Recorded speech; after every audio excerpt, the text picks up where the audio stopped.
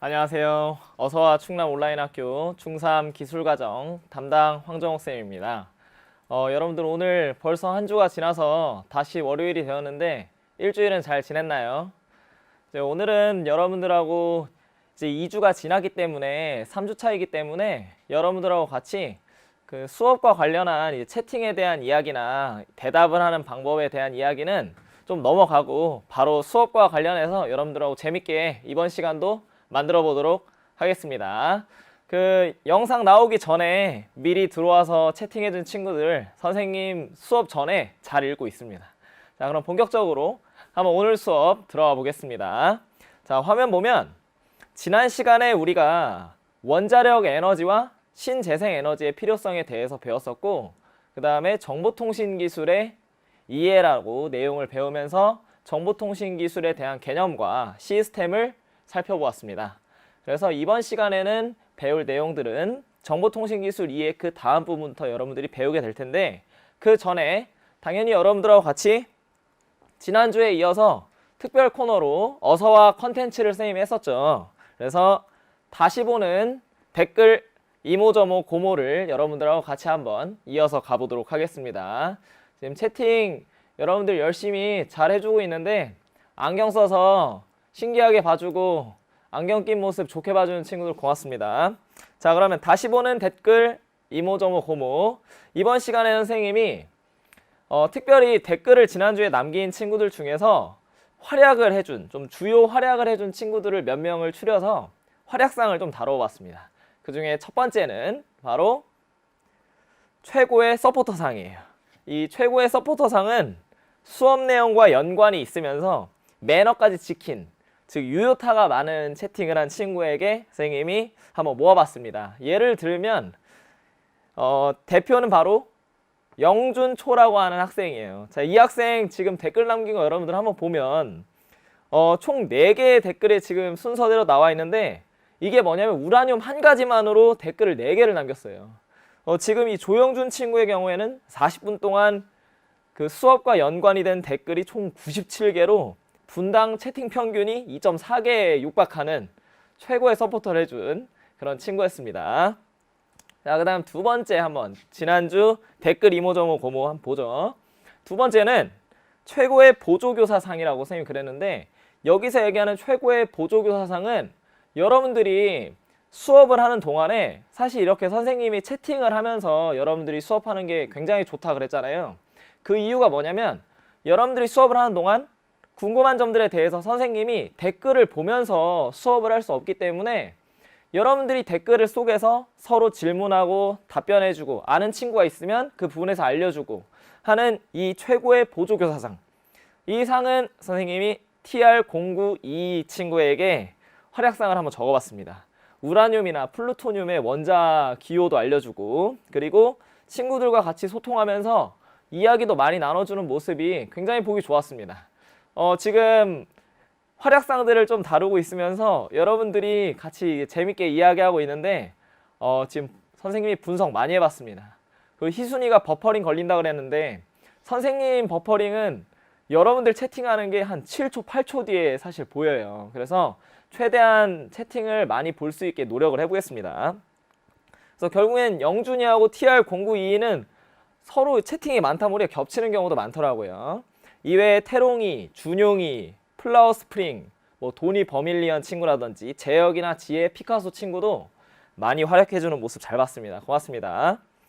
자, 이거 외에 여러분들이 이제 신재생에너지를 할 때 대답 잘해준 모습들 많이 살펴봤었고, 이거 외에도 선생님한테 뭐 선생님이 지금 여러분들이 어디서 방송 듣고 있냐고 물어봤더니 화강암 속에, 선생님 마음 속에요, 뭐 이런 답변해준 친구도 있었는데 선생님이 다시 한번 보면서 즐겁게 살펴봤습니다.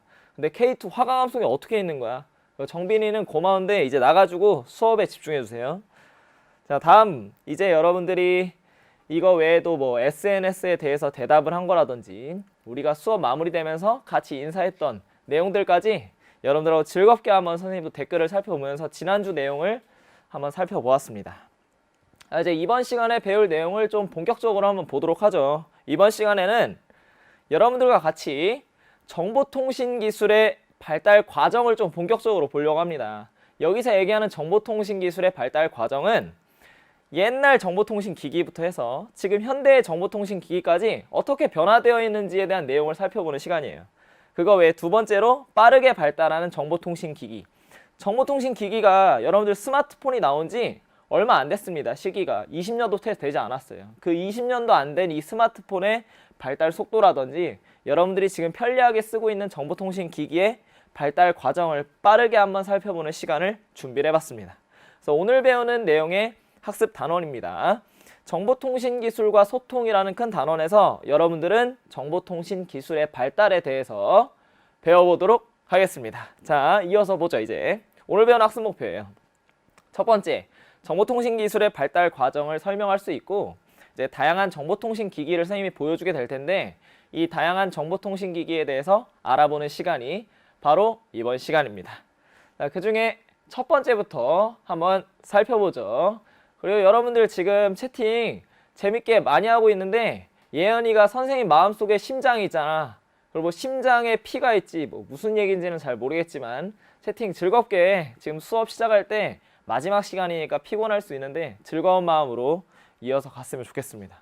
자, 전기통신 이전의 정보통신 기술에 대해서 볼 건데 여러분들 전기통신 이전의 정보통신 기술이라고 하면 우리가 전기 없이 쓰던 시기예요. 그러니까 어떻게 보면 아날로그 방식 또는 그 전 이제 완전 옛날로 돌아가야겠지? 그러면 선생님은 고대 시대부터 한번 살펴보려고 합니다. 자, 그래서 질문이에요. 언어가 없던 시절에는 어떻게 의사소통을 했을까? 얘들아, 언어가 없던 때에 서로 대화를 어떻게 했을 것 같아요? 선생님은 이걸 생각해보면 뭐 예능 1박 3일이라든지 또 아는 동생 뭐 이런 예능들이 떠오릅니다. 이런 예능 등에서 많이 지금 언어가 없는 의사소통을 많이 하죠. 그럼 뭐가 있죠? 지금 현빈이가 그림 문자라든지 뭐 영준이가 소리 지르기 그렇지 몸짓 소리나 기호나 물건 뭐 몸으로 말해요. 지금 많이들 나오고 있는데 용태가 비언어 소통도 얘기를 해주고 그림을 많이 그렸다고 이야기를 합니다. 여러분들 모두 다 대답을 굉장히 잘해줬어요. 근데 이 언어가 없던 시절에는 우리가 원시시대라고 하는데 이 원시시대에는 몸짓과 소리로 의사소통을 하거나 바위나 벽에 그림을 그려서 기록을 했습니다. 그래서 알다시피 이집트에 상형 문자가 있고 우리나라에서도 고대의 벽화를 통해서 나중에 후대의 자손들에게 어떤 메시지를 남겼었죠. 그래서 원시시대 때는 몸짓이나 소리로 많이 기록을 했었다는 점 여러분들이 알아두시면 되겠고 자 이제 두 번째는 여러분들과 같이 자 몸짓과 소리로 왜 언어가 없기 때문에 자 그럼 이제는 언어와 문자에 대해서 여러분들하고 살펴볼 건데 이 언어와 문자에 대해서 살펴볼 때 선생님이 여러분들하고 같이 퀴즈를 한 가지 내려고 합니다. 여기서 얘기하는 퀴즈는 바로 연상 퀴즈예요. 자, 이 연상 퀴즈를 보고 여러분들이 선생님과 같이 퀴즈를 맞춰주면 되겠습니다. 자, 다음 설명을 보고 공통으로 생각나는 것은 무엇일지 한번 맞춰주세요. 여러분들 골든벨이라고 하는 프로그램에서 이런 연상 퀴즈를 한번 하죠. 자, 한번 보겠습니다. 첫 번째 연상 퀴즈 제시어입니다. 첫 번째 스승의 날. 자, 스승의 날이라는 제시어를 보고 과연 정보통신 기술에서 어떤 언어와 관련된 그런 공통적으로 생각나는 것이 무엇일지 첫 번째 제시어 스승의 날입니다. 자 지금 여러 친구들이 선생님 많은 친구들이 지금 선생님 이야기를 하고 있는데 자 지금 많은 지금 연상되는 제시어들이 굉장히 많죠. 근데 지금 아직 첫 번째 제시어로는 우리가 모를 수도 있습니다. 자 그러면 두 번째 제시어를 통해서 한번 보겠습니다. 초코송이 잘생겼다고 얘기해줘서 고마워.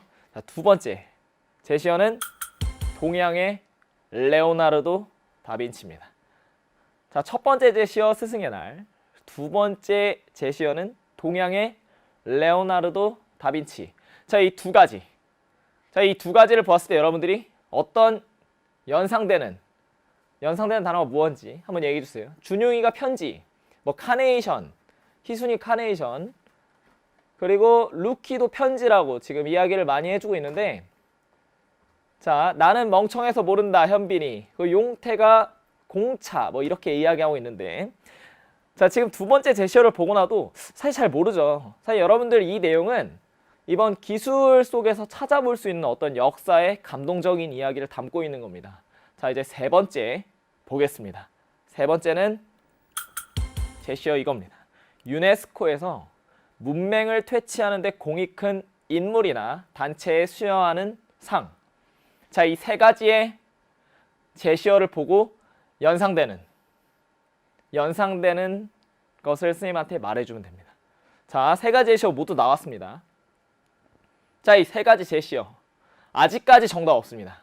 지금 준용이가 노벨상, 그리고 플라우스핀이 노래나 음악을 이야기하고 있는데 이용이가 레오나르도 정욱쌤, 고마워.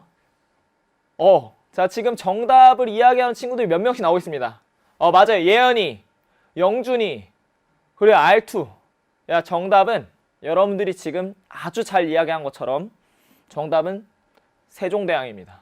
선생님, 제시어에서 왜 세종대왕이라는 답이 왜 나와요? 과연 세 가지하고 뭐가 관련이 있는 걸까요? 자, 이 세 가지의 제시어를 해석한 거를 여러분들하고 같이 이야기해 보겠습니다. 자, 먼저 첫 번째예요. 스승의 날. 얘들아, 이 스승의 날은, 우리가 알고 있는 이 스승의 날은 실제 세종대왕의 탄신일입니다.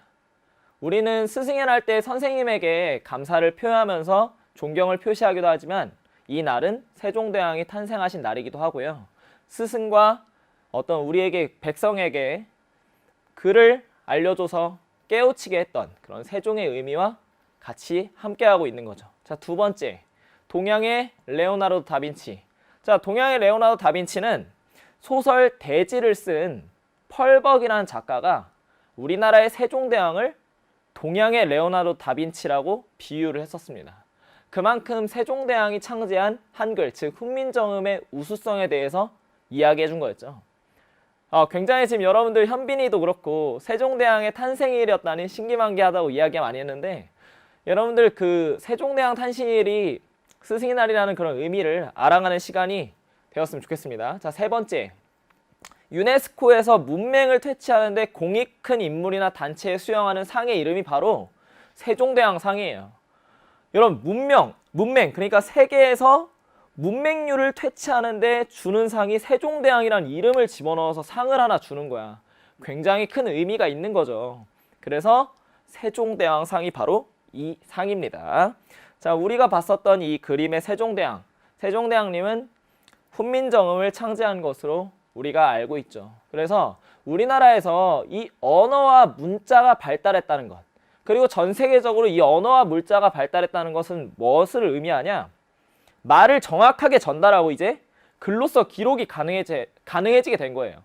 우리가 말은 할 수 있지만 이 말하는 것을 어떻게 표현할 수 있는 방법이 없었어. 근데 이것을 표현할 때 바로 기록을 할 수 있다는 그런 의미를 담고 있는 거죠. 지금 영준이가 이야기하고 있는 것처럼 우리 한글이 굉장히 우수한 문자라는 것을 이야기해 주는 것이 바로 유네스코에서 지정한 세종대왕 상이 되는 겁니다. 자, 이제 우리는 말도 할 수 있게 되었고 이 말하는 것을 적을 수 있게 되었어. 그럼 말도 할 수 있고 적을 수 있는데 우리는 이제 이 적은 것을 많이 활용하고 싶단 말이야. 많은 사람들에게 주고 싶어요. 그럼 이 많은 사람들에게 주기 위해서는 내가 적어놓은 것을 어떻게 해야겠어? 지금 우리는 아주 편하게 컴퓨터를 이용해서 이렇게 합니다. 또르르륵 나와요. 클릭만 하면. 이거를 하기 위해서 우리가 하고 있는 것이 뭐죠? 지금 기록하고 있는 것을 오랫동안 쓰기 위해서. 여러분들이 지금 잘 이야기하고 있는데 뭐 윤희가 칠판이라고도 하고 영준이가 전송이라고도 하는데, 그렇죠. 지금 현빈이와 K2가 잘 이야기했습니다. 현석이도 잘 얘기했어요. 프린트, 즉 인쇄를 한다는 겁니다. 여러분들, 사람들은 고민했어요. 내가 말로 하고 글로 쓰는 것들을 계속 보관하고 많은 사람들에게 주기 위해서 어떻게 해야 될까? 그래서 우리가 나오게 된 게 바로 인쇄술의 발달입니다. 자, 세 번째는 바로 인쇄술이에요. 보죠. 인쇄술의 발달. 정보를 종이에 인쇄하여 대량으로 빠르게 보급할 수 있게 된 게 바로 인쇄술의 큰 의미죠.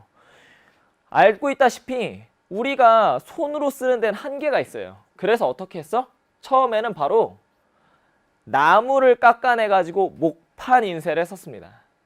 근데 나무를 깎아내는 거는 나무가 썩거나 또는 계속 먹물을 먹게 되면 오랫동안 보존할 수가 없게 되니까 우리는 이제 금속으로 만든 거예요. 지금 예현이가 이야기한 것처럼 인쇄는 구텐베르크가 금속 활자로 성경을 인쇄했지만 사실 이미 동양에서 우리나라의 직지 심체 요절이 가장 빠르게 나왔습니다. 지금 용태나 영준이나 현빈이 TR-0922 그리고 플라우스핑 모두 다 잘 얘기했어요. 직지는 현재 프랑스에 보관이 되어 있는데 우리나라가 받아와야 할 중요한 유산 중 하나가 되겠죠. 그래서 인쇄술이 나오게 되면서 우리의 정보통신의 세계는 빠르게 발전을 하기 시작했습니다. 자, 여기까지가 바로 전기가 나오기 이전의 통신기술에 대해서 여러분들과 같이 살펴본 거였고, 자, 이제 두 번째로 들어갑니다. 두 번째는 전기통신 이후의 정보통신기술입니다. 자, 전기통신 이후로 가기 전에 보니까 도현이가 쌤 멋지다, 그리고 찬주가 목판, 무구정광 대단한 이경. 맞아요. 선생님이 무구정광 대단한 이경을 사실 시험 문제에 내려고 했던 적도 있습니다. 그래서 여러분들이 많은 대답을 지금 잘해주고 있어요. 이어서 한번 보겠습니다. 전기통신 이후의 정보통신기술. 자, 전기신호를 이용한 전기통신기술이라고 선생님이 이야기를 하는데, 여러분들 내가 이제 직접 말하고 직접 글로 적고 인쇄를 하는 거는 먼 거리에 가기가 한계가 있어요. 왜냐? 엄청 멀리 떨어져 있으면 말로 타고 가거나 자동차로 직접 갖다 주는 데는 굉장히 어려움이 많으니까. 그래서 어떻게 했냐? 이제 우리가 한 일은 뭐냐?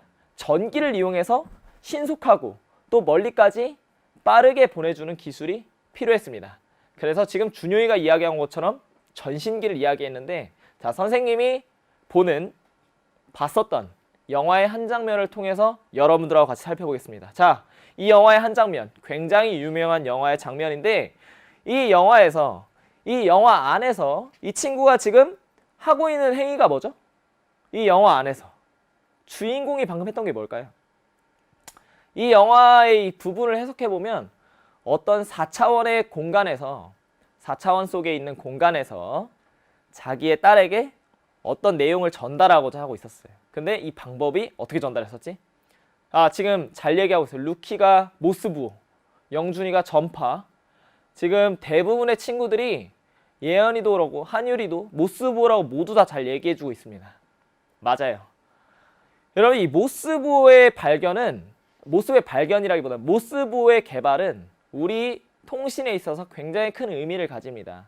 이 의미가 어떤 의미를 갖게 되냐? 화면을 통해서 만나보죠. 화면을 보면 왼쪽에 나와 있는 사람이 바로 실제 발명가 모스 사진이고, 오른쪽에 있는 게 최초로 나왔던 모스의 유선 전신기입니다. 자, 유선 전신기. 전신기라는 말의 의미는 뭐냐? 전기 신호의 기계라는 거야. 근데 이 전기 신호의 기계는 지금 맹스크가 쓴 것처럼 점과 선으로 구분합니다. 그래서 아까 영화의 한 장면에도 자막을 보면 닷 대시라고 나오지, 닷은 점을 의미하고 대시는 옆으로 넘어가는 선을 의미합니다. 이 점과 선을 통해서 우리의 알파벳을 표현했다는 거야. 엄청난 발명입니다. 왜냐하면 알파벳의 개수는 굉장히 많은데 이 알파벳을 모두 다 신호로 바꿀 수는 없어요. 이 모스부호는 말 그대로 이진법처럼 점과 선만으로 알파벳 모든 것을 표시했기 때문에 이 신호 두 개를 표현할 수 있는 기계 하나만 만들게 되면 우리 알파벳의 모든 것을 표현할 수 있는 거죠. 그래서 지금 현석이가 영화 기생충에 들어가 있던 어떤 불을 껐다 켰다 하면서 모스부호를 사용했던 것을 이야기했는데 바로 그게 맞습니다. 자, 알파벳 이제 화면을 보겠습니다. 자, 이 부분이 바로 모스가 개발했던 알파벳, 즉 A부터 Z 그리고 숫자 0부터 9까지 표현한 모스부호의 그림을 보여주고 있는 건데요. 이 점과 선으로 모든 데이터를 표현하는 신기술이라고 영준이가 이야기한 것처럼 점과 선으로 모든 것을 표현했습니다. 여러분들 이 모스부호가 나오게 돼서 어떻게 돼? 점과 선만 찍으면 우리가 메시지를 전달하는 거야. 즉 기계를, 점과 선을 찍을 수 있는 기계를 만들어낸 사람이 바로 모스이자 이 모스부호를 만든 사람이 발명가 모스였던 겁니다. 그럼 여러분들이 여기서 막간의 퀴즈를 하나 내보죠. 자, 퀴즈는 SOS예요. 우리가 긴급 구조를 요청할 때 SOS라고 하지. 얘들아, SOS는 뭐의 약자일까요? SOS 약자가 뭘까요? 약자. 세이브? 세이브 온리 뭐 어쩌고 뭔가 구해달라는 구조 신호인 것 같은데 SOS 약자가 뭔지 혹시 아는 사람 있으면 쌤 알려주세요. SOS 약자가 있나요? 지금 예안이가 모스부 하면 구조 신호 SOS라고 했죠. 준용이 스페셜 오렌지 세이브? 뭐 아닌 것 같아요. 쌤이 봤을 때는 오렌지를 왜 살리는지 잘 모르겠습니다. 뭐예요? Save Our Souls. 지금 TR-0922가 요즘 많이 사용되고 있는 Save Our Souls라고 뭐 용태야 소셜 오디오 서비스가 왜 나와? SOS 구출해야 되는데 지금 네, 용태의 대답 괜찮았습니다. 쌤이 봤을 때는 센스 있는 대답이었던 것 같아요. 자, 사실 SOS의 유래에 대해서 이제 여러분들하고 같이 기술 속에 있었던 우리의 역사 이야기를 잠깐 해보겠습니다. 이 모스부에서 SOS는 아까 그림을 통해 다시 보면 이 형태입니다. 근데 S는 점 3개로만 표시하고 O는 선 3개로만 표시합니다.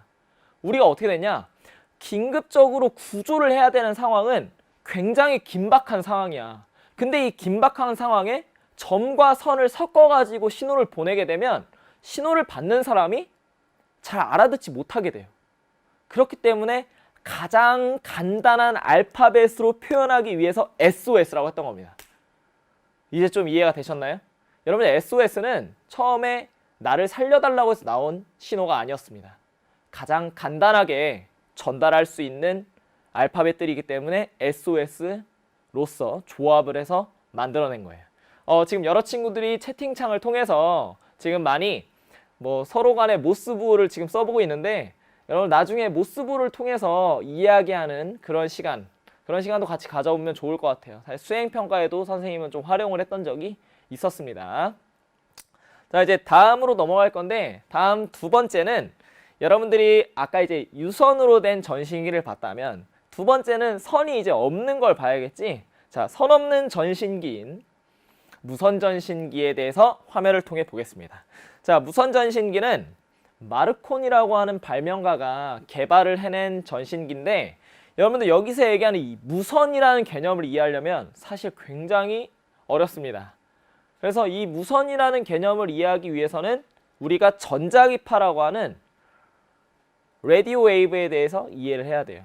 이 라디오 웨이브는 우리가 흔히 알고 있는 마이크로웨이브를 포함한 여러 가지 모든 파동을 포함한 전체의 큰 개념을 바로 우리는 전자기파, 즉 전파라고 합니다. 근데 여러분들 이 전파의 발견은 우리 역사에서 어마어마한 발견이었어요. 이 전파의 발견이 왜 어마어마하냐면 공기 중으로 얘들아 전기 신호를 보내는 거야. 우리는 지금 아무렇지 않게 블루투스를 사용하고 와이파이를 쓰고 있지만 공기, 지금 보이지도 않는 이 공기 중에 나의 신호를 보낸다? 나의 메시지를 보낸다? 엄청나게 획기적인 발견이죠. 근데 이걸 어떻게 보내냐? 전파라는 말을 해석하면 됩니다. 여러분들 여기서 얘기하는 전파라는 말은 전기의 파동이라고 해석을 하시면 돼요. 이 전기의 파동이란 뭐냐? 내가 전기 신호를 통해서 공기 중에 일시적으로 파동을 일으킨 거야. 즉 진동을 할 수 있게 만드는 겁니다. 그래서 웨이브라는 말을 쓰는 거야. 파도를 일으키는. 자, 그럼 진동을 하게 되면 이 공기 중에 굉장히 많은 진동의 파동이 생기겠지. 근데 이 파동은 모두 다 이 파장이 다르게 됩니다. 우리는 그것을 뭐라고 하냐? 주파수라고 하죠. 그래서 우리가 라디오를 통해서 선생님이 이야기하는 이 라디오를 송신받기 위해서는, 수신받기 위해서는 여러분들이 라디오 주파수를 맞추는 겁니다. 바로 이게 전파의 개념이에요. 근데 이 전파에 대해서 조금 더 깊숙이 배우기 위해서는 여러분들이 알아둬야 될 개념이 훨씬 더 많은데 이 개념에 대해서는 선생님이 유튜브 채널을 통해서 심화 영상으로 나중에 제작을 해서 여러분들과 함께 이야기하도록 하겠습니다. 그래서 여러분들이 지금 전파가 전기의 파동 줄임말이었다 뭐 이런 얘기도 하고 라디오 웨이브라고 맹스크가 지금 쌤 발음을 그대로 쓰기도 했고 준영이가 기가가 너무 어렵다고 했는데 선생님 설명이 조금 과학적 원리를 많이 집어넣다 보니까 조금은 내용이 어려울 수 있어요. 네, 여러분들한테 기술과정이란 과목이 암기 과목처럼 받아들여지지 않기 위해서 선생님이 이 원리서부터 천천히 좀 설명을 해보는데 아직 여러분들에게 생소한 개념이다 보니까 이 1시간이라는 시간 안에 설명하기엔 선생님도 다소 조금 시간이 아쉽고 좀 부족해 보입니다. 그래서 가급적이면 매 시간마다 수업을 준비할 때 여러분들이 이해할 수 있도록 조금 쉬운 예시들을 가지고 오는데, 이 전파에 대한 개념은 여러분들이 심화 영상을 통해서 좀 보면 되고, 오늘 배우는 수업의 대부분의 내용들도 선생님이 나중에 유튜브 채널을 통해서 여러분들에게 쉽게 다가갈 수 있게 준비를 하려고 하니까 다가오면 좋겠습니다. 자, 우리가 이제 전신기에 대해서 봤었고, 전신기가 있다면, 내가 신호를 전달하는 게 있다면 내 목소리를 전달하고 싶잖아. 바로 이 내 목소리를 전달하고 싶어서 나온 것이 지금 우리가 너무나도 쉽게 쓰고 있는 전화기입니다. 화면을 통해 보죠. 자, 이 전화기는 혹시 얘들아 누가 발명했어요? 전화기 발명한 사람 누구야? 자, 전화기 발명한 사람 누굴까요? 막간에 지금 여러분들이 전화기 이야기 지금 다 잘해주고 있는데, 영준이가 점점 화면빨이 잘 받는 것 같다고 이야기하고, 뭐 현빈이가 목소리 탐난다. 야, 매너 채팅 진짜 너무 고마워. 너네 초창기 멤버들인 거 알고 있는데 고맙습니다. 아마 화면빨 잘 받는 거는 안경으로 가려서 그런 것 같아요. 자, 지금 전화기 발명가에 대해서 여러분들이 대답을 많이 해주고 있는데, 예언이가 이거는 안토니오 무치가 먼저 발명함, 그레이엄 벨이 아닌지. 그리고 또 여러분들이 지금 전화기 발명한 사람에 대해서 뭐 셀러폰 뭐 여러 가지 이야기를 많이 하고 있는데, 우리는 일반적으로 예전에 우리가 알던 전화기의 발명가는 대부분 벨소리라는 벨로 알고 있습니다.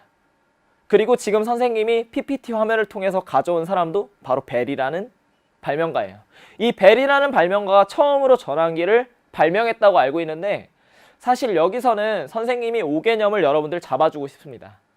벨이 아니라 전화기를 발명한 사람은 지금 어떻게 알려져 있냐? 이탈리아의 안토니오 무치라는 발명가로 알려져 있습니다. 여러분들, 벨이 처음으로 특허를 신청해서 특허권을 얻은 거는 벨이 맞아요. 벨이 처음으로 특허를 얻었습니다. 하지만 벨이 특허를 얻기 전에 이미 안토니오 무치라고 하는 발명가가 5년 전에, 벨보다 훨씬 더 빠른 5년 전에 특허 신청을 했어요. 근데 이 안토니오 무치라는 발명가는 어떤 회사를 운영하고 있었습니다. 근데 이 회사가 부도의 위기에 처한 거야. 너무 많은 사업을 했거나 아니면 사업이 잘 안 됐거나 해서. 지금 현빈이라든지 아니면 여러 친구들이 벨인 줄 알고 있었는데 라고 이야기를 했죠. 근데 이 안토니오 무치라는 발명가가 최초로 발명을 했다는 사실이 최근에 들어서 많이 퍼지기 시작했어요. 선생님이 여러분들에게 이번 기회를 통해서 선생님도 이야기해주고 좀 더 자세히 공부한 면도 있습니다. 근데 안토니오 무치가 운영했던 이 회사가 너무 회사 사업이 안 되는 거야. 그래서 부도가 날 위기에 처했습니다. 그런데 어떻게 됐냐? 그 당시 안토니오 무치가 처음에 전화기를 발명했을 당시에 특허를 신청해서 특허권을 얻으려면 들었던 비용이 얼마였냐? 200달러가 들었습니다. 200달러. 근데 안토니오 무치가 200달러가 없었어요. 그래서 어떻게 됐냐? 200달러가 없다 보니까 임시 특허권이라는 제도가 있었습니다. 그냥 일정 기간 동안만 특허를 얻는 거야. 그게 20달러씩이었어요. 이 20달러씩을 내면서 특허를 유지하다가 결국엔 회사가 부도가 나서 특허권을 영구적으로 얻지 못한 채 안토니오 무치는 전화기의 특허권을 날린 겁니다. 그래서 알렉산더 그레이엄 벨이 본인의 전화기를 발명을 해서 5년 뒤에 특허권을 신청해서 얻은 게 바로 우리가 지금 알고 있는 전화기를 발명한 벨이라는 거죠. 그래서 실제로 여러분들 실제 2002년 미국의 의회에서 안토니오 무치를 최초의 발명가로 인정을 했습니다. 그래서 지금 우리에게 정확하게 얘기하는 전화기의 최초 발명가는 안토니오 무치라는 발명가입니다. 아마 안토니오 무치가 처음부터 특허권을 얻어서 지금까지 왔었다면 우리는 지금 전화기 벨소리가 아니라 전화기 무치 소리라고 이야기를 하겠죠. 죄송합니다. 넘어가겠습니다. 자, 그래서 지금까지 봤었던 이 세 가지의 개념을 여러분들과 같이 PPT로 정리하면, 모스가 전신기를 발명했고 마르코니가 무선 전신기를 발명했고, 그리고 벨, 이제 무치라고 바뀌어야겠죠. 전화기를 발명한 벨이 결국에는 안토니오 무치가 발명했다고 하는 겁니다. 벨 소리가 아닌 무치 소리라고 이제 이해를 하시면 여러분들이 되겠죠. 친구들한테 많이 알려주세요. 야, 너 무치 소리 뭐야? 자, 다음 이제 마지막입니다. 자, 오늘 배우는 내용의 마지막 파트. 자, 빠르게 발달하는 정보통신 기기에 대해서 볼 건데, 자, 이제 전기통신이 나오고 나서 그 다음부터는 스마트폰의 개발이라든지 아니면 여러분들이 뭐 MP3라든지 전자사전이 나오게 되는 굉장히 빠른 속도로 정보통신이 발달했어요. 정보통신이 이렇게까지 발달한 데는 인터넷이라는 아주 큰 정보의 바다가 있었지만, 이 발달하는 속도가 매우 빠르기 때문에 선생님이 여러분들한테 간단하게 요약해서 볼 수 있는 그림들로 빠르게 설명을 하려고 합니다. 그 중에서 이 내용을 보기 전 특별 코너를 하나 좀 만들어 봤어요, 선생님이. 어서와 기발한 퀴즈라는 특별 코너입니다. 이 어서와 기발한 퀴즈는 이 어서와 충남 온라인 학교 실시간 방송으로만 아마 할 수 있을 것 같아요. 방송 중에 선생님이 영상을 하나 틀어줄 겁니다. 선생님이 만든 영상을. 그래서 왜 퀴즈가 기발한 퀴즈냐? 이 줄임말입니다. 기술의 발달 속 한가닥했던 아이템. 자, 기술이 발달하는 동안에 정보통신 기기 중에 한가닥했던 아이템이 무엇일지. 자, 그 아이템에 대해서 보겠습니다. 자, 라떼를 말 모양으로 만든 거야. 이해되셨죠? 자, 영상 바로 보겠습니다. 기술의 발달 속 한가닥했던 아이템, 기발한 퀴즈. 영상 보죠.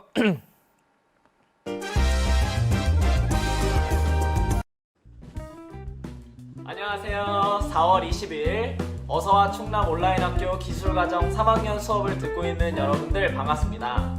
선생님 지금 여기 자리는 선생님이 근무하는 학교의 책상이에요. 지금 선생님 뭐 하고 있냐면, 여러분들이 지금 3강 수업이 끝나고 이어서 선생님 유튜브 채널에서 보게 될 보충 영상을 지금 제작을 하고 있습니다. 이 보충 영상의 주제는 선생님이 가지고 있는 정보통신 기기를 통해서 정보통신 기술의 발달 과정을 간접 체험을 하는 그런 영상을 준비를 하고 있는데요. 영상 준비를 하다 보니까 여러분들 생방송 때 같이 퀴즈를 풀면 좋을 것 같아서 막간 퀴즈를 한 가지 준비를 했습니다. 그래서 퀴즈의 제목은 기발한 퀴즈입니다. 그러니까 기술의 발달 과정 속에서 한 획을 그은 정보통신 기기의 이름을 맞추세요. 그러니까 정보통신 기기의 이거의 사용 용도를 맞춰주시면 되겠습니다. 자, 그러면 선생님이 가지고 있는 정보통신 기기를 한번 볼까요? 보죠. 짠! 자, 여기에 나와 있는데 지금 보고 있는 것처럼 블루투스 키보드를 포함해서 지금 유선 이어폰, 그리고 무선 이어폰, 이거 외에 VR이라든지 아니면 짠! 이거는 선생님이 처음으로 사용했던 스마트폰인 아이폰 1입니다. 아이폰 1. 정말 신기하죠? 이번에 여러분들 보충 영상을 보면 이 아이폰 1에 대한 리뷰도 볼 수 있을 거예요.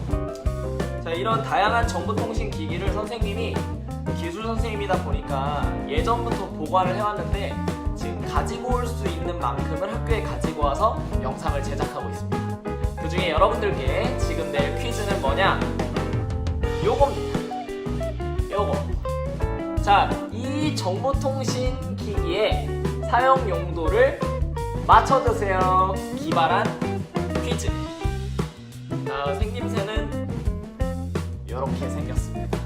자, 과연 이 정보통신 기기의 용도는 뭘까요, 여러분? 수업을 통해 이제 보겠습니다. 안녕. 자, 영상 재밌게 보셨나요? 그 영상의 맨 마지막에 선생님이 퀴즈를 하나 냈는데, 선생님이 이 방송국에까지 이 전자기기들을 모두 다 가져올 수 없어서 어제 미리 하나 찍어놨어요, 영상을. 자, 이 영상에 나왔었던 그 기술의 정보통신 기기 과연 뭔지 여러분들 뭘까요?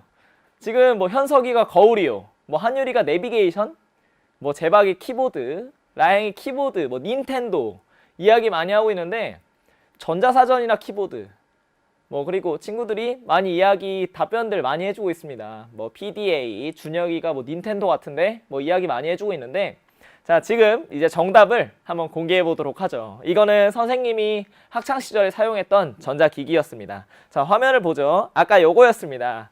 자, 요것의 정체는 바로 전자사전이었습니다. 전자사전. 선생님이 학교 다닐 때 이 전자사전이 처음 나오게 된 거는 굉장히 획기적인 발명품이었어요. 왜냐면 매일마다 영어 단어를 보려면 한영사전, 영한사전을 가지고 다니면서 맨날 봤었는데 이 전자사전이 처음 나오게 돼서 키보드로 입력을 하는 거야. 그래서 입력해서 영어가 즉석으로 바뀌고, 그리고 여기에 조금 더 신기했었던 거는 뭐냐면 이 전자사전 안에 영한사전과 일한사전, 중한사전까지 중국어, 일본어, 영어까지 모두 다 바꿀 수 있는 어떤 시스템까지도 갖춰져 있었고, 추가적으로 여기에 보면 영어 발음을 직접 해줍니다. 그래서 발음까지 도와줄 수 있는 게 마지막까지 있다 보니까 엄청 편리했던 것 같아요. 선생님 굉장히 재밌게 사용했었던 전자사전이었습니다. 여러분들이 지금 상상치도 못한 전자사전이라고, 와, 4개 국어, 지금 여러분들 굉장히 많이 리액션 많이 해주고 있는데 고맙습니다.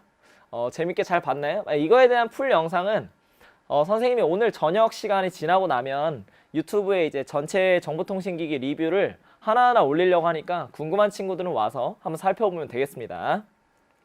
자, 그래서 이제 마지막으로 빠르게 발달한 정보통신기기를 그림을 통해서 이해를 하고서 여러분들과 함께 넘어가도록 하겠습니다. 자, 첫 번째 이제 화면을 통해서 보죠. 자, 첫 번째 보면, 자, 얘들아 이거 뭐야? 아마 잘 알고 있을 겁니다.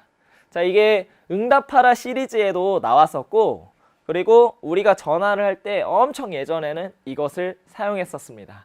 선생님은 이거를 사용해 본 적은 있지만 이거를 사용하는 세대는 아니었어요. 자, 뭘까요 이거?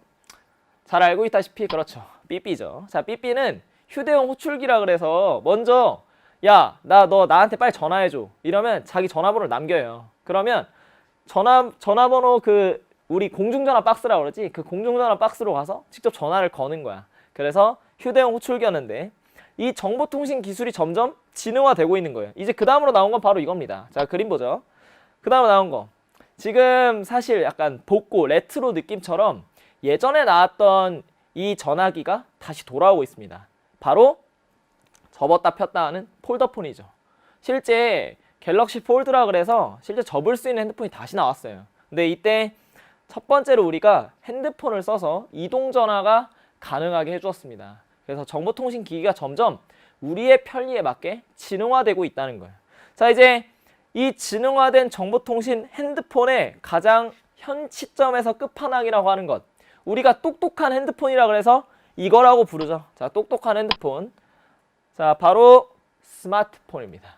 자, 우리 집에 스마트폰, 뭐 태블릿 PC 있다고 얘기해주는 친구들이 있는데, 자, R2가 와 스카이프 오랜만에 쇼도 있었는데, 야, R2 너 몇 살이야? 어떻게 알아 이거를?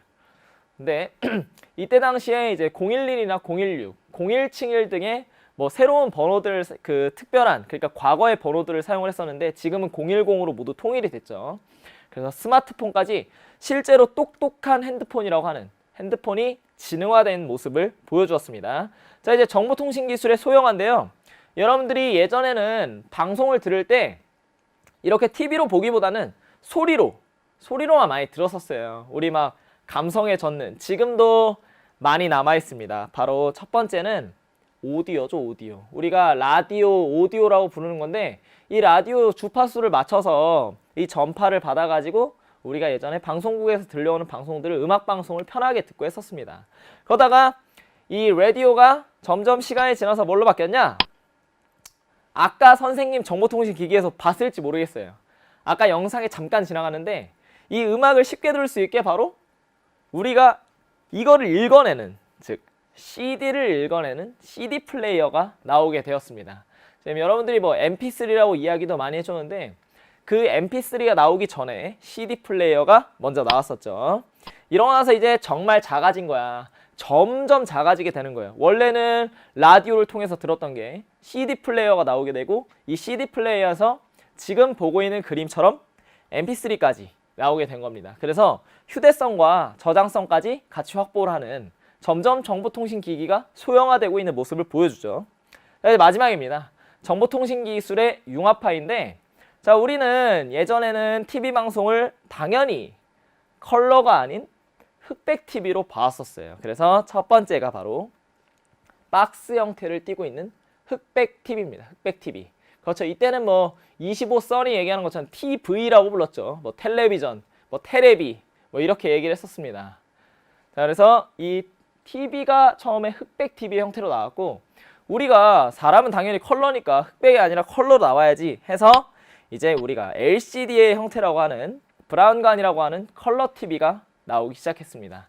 그래서 흑백 TV 다음에 컬러 TV로 지금 정보통신 기술이 점점 색깔도 입혀지고 또 여기 안에 새로운 장치로 들어가서 비디오 테이프를 넣을 수 있는 TV도 나오고 그래서 점점 서로 간의 기기가 융합되고 있는 모습입니다. 자, 이제 마지막의 형태는 바로 이 컬러 TV 다음에 스마트 TV가 나오게 된 거죠.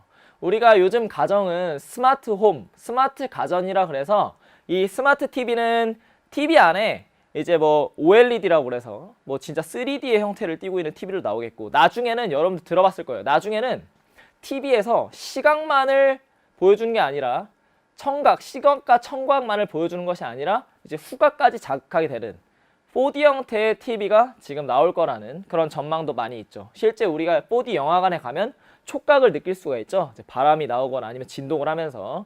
그래서 이제 TV들도 점점 스마트화돼서 많은 것들이 융합될 것입니다. 그래서 스마트 TV에는 3D와 인터넷 연결이 함께 가능한 형태로 나오게 될 것이라는 것을 여러분들한테 보여줬고요. 자, 지금 어느덧 벌써 시간이 40분을 지나가서 선생님이 준비한 수업이 마무리가 되었습니다. 자, 여러분들 이번 시간에는 여러분들과 함께 정보통신 기술의 발달 과정과 빠르게 발달하는 정보통신 기기에 대해서 배웠었어요. 그래서 여러분들과 함께 정보통신 기기가 어떻게 발전해 왔고 엄청 옛날에는 무슨 정보통신 기기가 있었는지도 많이 보았습니다. 그래서 다음 시간에는 무엇을 볼 것이냐? 현대 생활 속에서 무선통신 기술을 볼 거고 정보통신 기술 윤리에 대해 살펴볼 거예요. 여러분들 현대 생활에서 블루투스나 뭐 와이파이나 NFC에 대해서 본다는 내용이겠죠. 정보통신 윤리에 대해서 보는 것은 선생님이 마지막 시간에 이거를 왜 준비했냐면 여러분들 알다시피 오늘 이번 시간이 끝났기 때문에 다음 주 4월 이제 며칠이 되죠? 다음 주 4월 27일이 여러분들과 선생님이 만나는 마지막 시간입니다. 그래서 다음 주 마지막 시간에 여러분들이 기술로 인해서 편리성을 얻게 되었지만 이제 기술이 계속 발전하게 되면서 기술로 인해서 우리에게 발생할 수 있는 어떤 마음 아픈 점, 기술의 발달 속에 꼭 지켜야 할 윤리에 대해서 배우는 게 선생님과 여러분들이 맨 마지막에 마무리하면서 좋은 주제인 것 같아요. 그래서 오늘 이번 1시간 동안 너무 열심히 들어줘서 선생님도 대단히 고맙고요. 지금 아쉽다고 이야기해주는 친구들 굉장히 고맙습니다. 선생님이 벌써 3주가 지났는데 이 3주 동안 3번 오면서 선생님도 즐겁게 오고 있습니다. 그래서 다음 주에 마지막 1시간까지 여러분들과 함께 즐겁게 수업을 할 수 있도록 재밌는 수업을 만들 수 있도록 최선을 다해서 다음 주에도 준비해 오려고 합니다. 그래서 다시 만나기 전까지 여러분들이 알다시피 이학습터 학습지에 있는 추가 공부 내용을 좀 살펴보고 보충 영상으로 유튜브를 시청을 하고 선생님 채널에 들어와서 많이 살펴보시면 되겠습니다. 그래서 이번 시간은 여기까지이고요. 오늘 4월 20일 월요일 일주일 시작하는 첫 시간부터 여러분들 수업을 열심히 듣느라 좀 많이 힘들었을 텐데 이 시간까지 긴 시간 수업 듣느라 너무 고생 많으셨습니다. 선생님 안경 쓴 모습 그리고 선생님 수업에 대해서 재밌어 해준 친구들 너무 고맙고요. 그리고 전국에 이 온라인 학교를 듣고 있는 학생들 선생님 수업 내용이 좀 부족하다면 유튜브 채널을 통해서 보충 영상을 살펴보고 개인적으로 공부할 수 있는 시간이 많았으면 좋겠습니다. 자, 다음 시간까지 아프지 말고 건강하게 한 주를 지내셨으면 좋겠습니다. 자, 오늘 수업은 여기까지 하는 걸로 하죠. 이상 마치겠습니다. 감사합니다. 안녕히 가세요.